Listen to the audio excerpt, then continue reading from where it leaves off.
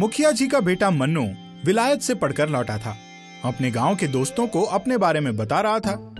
अरे भाई, अमेरिका की तुलना भारत से नहीं कर सकते। वहाँ तो हम पड़ोसी के यहाँ भी हवाई जहाज से आते जाते हैं। मन्नू भैया, उतनी बड़ी हवाई जहाज गली में उतरता कैसा होगा? अरे बुड़बक, वहाँ इतने बड़े बड़े घर होते हैं कि उसी के छत पर एरोप्लेन उतर जाता है। अच्छा, तो वो लोग कपड़वा कहाँ पसारता होगा? हवाई जहाज तो ऐसे में अलगनिया तोड़ देगा। अरे भाई, वो अमेरिका है, वहाँ सब है चीज मशीनिया से हुआ थे, तो कपड़वा भी मशीनिया में ही सूखता होगा ना का भैया? सही बोला रामू। अरे भैया, ये सब देहाती को क्या मालूम अमेरिका में क्या होता है। सही बोले, अपना इंडिया में क्या रखा है, सब अनपढ़ और जाहिल लोग मिलते हैं यहाँ।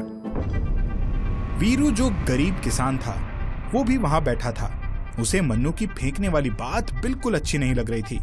जब अपने देश के बारे में बुरा भला सुना तो उससे रहा न गया। वो वहां से उठकर घर चला आया। घर पर उसका बेटा सोनू जब पूछता है कि पिताजी आप क्यों उदास हैं, तो वीरू मन्नू की सारी कहानी बताता है। सोनू बोलता है कि पिताजी, एक दिन मैं आपको और पूरा गांव वालों को अपने बनाए एरोप्लेन पर बैठाकर पूरा गांव घुमाऊंगा। सोनू अपने खेत में एक हाइब्रिड बहुत बड़ा प्याज उपजाता है और उसे ही एरोप्लेन बना देता है। कबाड़ी वाले चाचा, मुझे अपने अनियन एरोप्लेन के लिए इंजन चाहिए।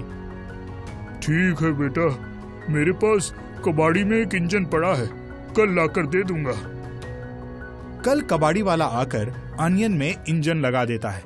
काफी मशक्कत के बाद अनियन एरोप्लेन उड़ने लगता है। सभी बच्चे उसे देखकर ताली बजाने लगते हैं। पिताजी, पिताजी, ऊपर देखो, ऊपर। अरे सोनू, नीचे उतर जा बेटा, गिर जाएगा। नहीं पिताजी, ये हमारा प्लेन है, नहीं गिरेगा, मैंने कर दिखाया। सोनू देख, मुखिया जी का बेटा मन्नू अंकल जा रहे हैं उधर। हैं? मन्नू अंकल, इधर देखो, इधर। किधर से बोल रहा है? कौन बोल रहा है? अरे मन्नू अंकल, मैं सोनू बोल रहा हूँ, ऊपर देखो, अपने सिर के ऊपर। अरे सोनू, तू ये अनियन एरोप्लेन कैसे उड़ सकता है? ये अमेरिका की नहीं, भारत की देहाती टेक्नोलॉजी है, बोले तो जिगाड़ टेक्नोलॉजी। वाह, सचमुच ऐसा अमेरिका में भी नहीं देखा मैंने। अद्भुत। मन्नू अंकल, जरा अपने छत पर से लंगोट हटा लीजिए, हमें आपके छत पर अनियन एरोप्लेन लैंड करवाना है। अरे सोनू, मेरे छत पर क्यों उतार रहे हो प्लेन? कहीं और उतारो। वो अंकल, क्या है ना कि एक तो आपका छत पूरे गांव में सबसे बड़ा है, और दूसरा ये कि आपको यकीन दिलाना है कि इंडियन भी किसी मामले में अमेरिकन से कम नहीं है। अरे बाबा, पहले एरोप्लेन कभी कहीं लैंड किया है या नहीं? नहीं अंकल, आपके छत पर ये मेरा पहला प्रयोग होगा। नहीं, अमेरिका में ऐसा नहीं होता। मैंने झूठ बोला था कि वहाँ लोग पड़ोस में भी एरोप्लेन से जाते हैं। कोई बात नहीं अंकल, हमारा अनियन एरोप्लेन देशी टेक्नोलॉजी का है, लैंड हो जाएगा। मुखिया जी के छत पर अनियन एरोप्लेन सफलतापूर्वक लैंड हो जाता है। मुखिया जी के घर के चारों ओर लोगों की भीड़ जमा हो जाती है। अनियन एरोप्लेन पर इस बार सोनू के अलावा वीरू, मन्नू, लालू, रामू और बबलू बैठते हैं। भतीजे, तुम पर सारे गांव को नाज है। आज तूने सभी को एरोप्लेन में बिठाकर आकाश की सैर करा दी।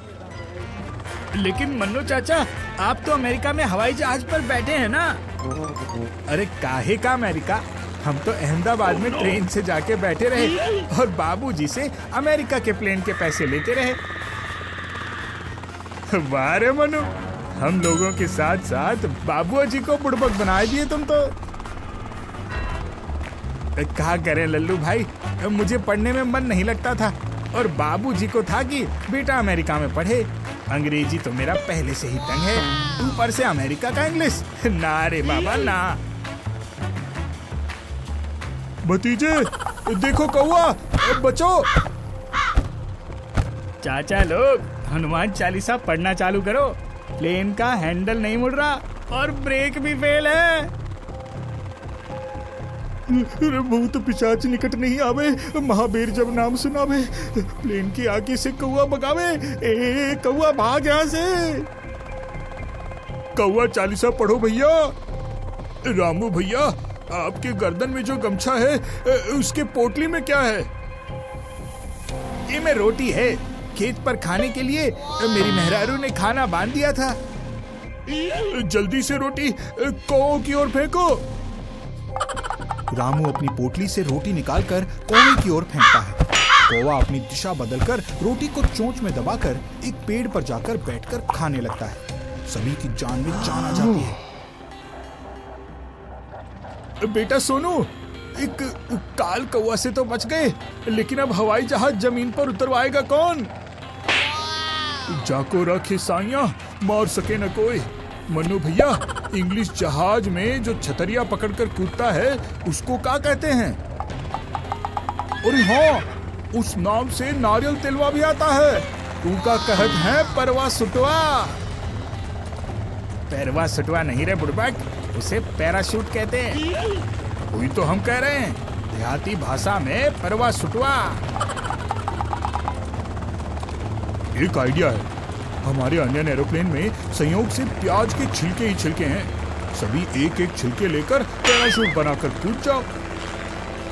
बहुत अच्छे बबलू। सभी बारी बारी करके अनियन एरोप्लेन से प्याज के छिलके को पैराशूट बनाकर कूद जाते हैं। अरे मुआ दिया रे, सब मिलके धकेल दिया। अरे मन्नू भैया बचाओ, खजूर के पेड़ के सारे कांटे मेरे पिछवाड़े का बैंड बजा दिया रे। बाप रे बाप, नीचे मंदिर का त्रिशूल दिख रहा है। हे भोलेनाथ, मैं तो राम भक्त रामू हूँ, असली राक्षसवा मनुआ तो पीछे आ रहा है। रामू की धोती त्रिशूल में फंस जाती है और वो लंगोट में ही मंदिर के पास गिर जाता है। मंदिर के पास रहने वाले बंदर वहाँ आकर उसका लंगोट भी खींचने लगते हैं। पंडित जी, अरे पंडित जी बचाओ। हे बजरंगी, जय बजरंगी। हे कपिदेव, हे हनुमान जी, मेरी लज्जा बस लंगोट में ही बची है। अपने भक्तों पर दया करो, मेरी लाज बचाओ प्रभु। कौन है रे? चोर चुहार मंदिर में कैसे घुसाया? पंडित जी, हम हैं। अरे रामू, हमारी इज्जत बचाई लो पंडित जी। ये रामदूत बंदरों से हमका बचाई लो। ये सब मेरी निजी संपत्ति और अनदेखी प्रॉपर्टी पर हमला कर रहे हैं।